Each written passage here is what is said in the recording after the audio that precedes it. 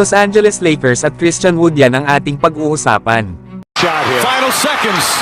Bryant for the win. Bang! Los Angeles Lakers nagtanggal na kahapon ng 3 sa kanilang mga players. At ito nga ay sila Vincent Valerio Bowden, Damian Bowe at Scottie Pippen Jr. Kinailangan nga mga idol na mag-cut na ng mga players para sa kanilang magiging final roster. Lalo at malapit nang magsimula ang regular season.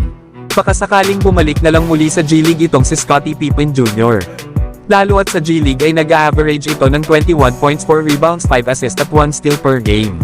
Na meron naman itong 46% sa field. Samantalang itong si Valerio Bowden ay naging undrafted nga ito sa nakaraang NBA draft. Shooter pa naman sana ito lalo na sa kanyang height na 6'9". Nasa kanyang ang 30 games sa kupunan nitong Sopron KC sa Basketball League ng Hungary. Ay may average naman itong 8 points, 4 rebounds at 1 assist per game. Na may 50% sa field at 41% naman sa 3-point area. Habang itong si Damian Bowe ay isa ring undrafted player sa nakaraang NBA draft. 4 na seasons nga itong naglaro para sa college basketball. 2 sa Memphis at 2 sa TCU. At nag-average nga ito nitong nakaraang taon ng 12 points, 4 rebounds at 5 assists at 1 steal per game. Na meron naman itong 43% shooting sa field at 33% naman sa 3-point area.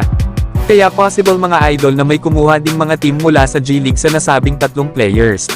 Sa ibang balita naman mga idol, grabe ang lakas mang-asar ni Giannis Antetokounmpo dito kay Christian Wood. Mag-post ba naman ito ng picture sa kanyang official Instagram account ng isang highlight block sa ginawa nito sa Lakers big man. Ang malupit pa nito ay tinag niya pa si Christian Wood sa nasabing post. Kaya naman dahil dito ay hindi napigilan ni Christian Wood na magbigay ng pahayag patungkol dito. Gusto nga daw ni Christian Wood na makita itong si Giannis during ng season. At talagang binilogan niya na nga daw ang nasabing araw sa kalendaryo ng kanilang laro. Yan nga mga idol ang sagot ni Christian Wood sa post ni Giannis. To March 8 kasi mga idol ang unang paghaharap ng Los Angeles Lakers at Milwaukee Bucks. Na talaga namang aabangan ito ng karamihan. Lalo at ngayon pa lang ay nagkakaroon na ng tension sa pagitan ni Giannis at Christian Wood. Na kailangan nga ni Wood mga idol na gandahan pa ang kanyang performance kapag nakaharap niya na si Giannis sa March 8. Lalo at 3 points lang ang kanyang nagawa sa naging laban ng Bucks at Lakers noong isang araw. Na meron nga lang itong 1 out of 6 sa 3-point area. Habang si Giannis ay nakagawa naman ng 16 points na may 7 out of 10 shooting sa field. Bagamat nanalo ang Milwaukee Bucks sa naging laban nila sa Lakers sa score na 108-97.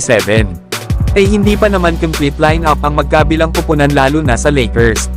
At puro mga bench players din naman ang mga pinalaro ng Lakers at Bucks pagdating ng second half. Kaya sa regular season la talaga natin makikita ang tunay na laban ng dalawang kupunan. Pero kayo mga idol, ano ang masasabi nyo dito? So hanggang dito na lang tayo mga idol. At huwag nyo naman kalimutan mag-subscribe bilang pagsuporta.